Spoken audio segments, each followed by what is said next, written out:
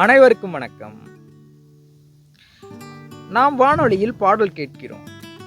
எங்கிருந்தோ வரும் பாடல் நாம் வானொலியில் எப்படி கேட்கிறது? மின்காந்த அலைகள் வழியாகத்தான் நாம் வானொலியில் பாடல் கேட்கிறோம்.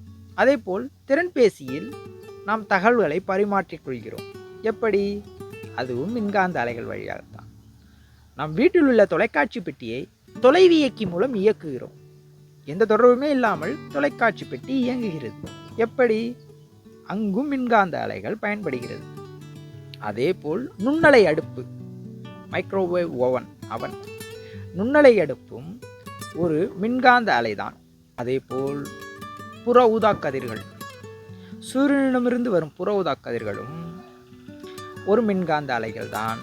அணுமின் நிலையத்தில் அணுக்கரு பிளவின் போது உருவாகும் காமா கதிர்களும் மின்காந்த அலைகள் தான். ஏன், நாம் பார்க்கக்கூடிய வெளிச்சம், ஒளி, அதாவது நிறங்கள், இவை அனைத்துமே மின்காந்த அலைகள் தான். இந்த அனைத்து மின்காந்த அலைகளுக்கும் உள்ள வேறுபாடு என்னவென்றால் அதனுடைய அலைநீளம்தான். அந்த அலைநீளத்தை பொறுத்துதான் அனைத்து மின்காந்த அலைகளும் வேறு வேறு பயனுக்கு பயன்படுகிறது. எடுத்துக்காட்டாக நிறங்கள், நாம் பார்க்கும் வெளிச்சம் 400 நேனோமீட்டரிலிருந்து 700 நேனோமீட்டர் வரைக்கும் நம் கண்களுக்கு தெரியக்கூடியது. 400 மீட்டருக்கு குறைவாக சென்றாலும் சரி, 700 மீட்டருக்கு அதிகமாக சென்றாலும் சரி, அந்த மின்காந்த அலைகளை நம்மால் காண முடியாது.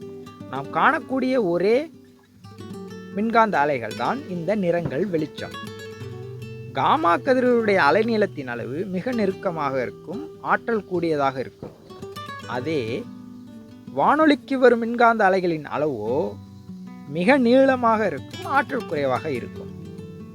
இவ்வளவற்றையும் கண்டுபிடித்த நம் முன்னோர்கள், அதாவது நமது மனித குலம், எவ்வளவு ஆற்றலை செலவழித்திருப்பார்கள், எப்படி சிந்தித்திருப்பார்கள் என்று சிந்திக்கும் பொழுதே நம் மனது விசாலம் அடைகிறது. நிறத்திற்கு ஒரு அலைநீளம்,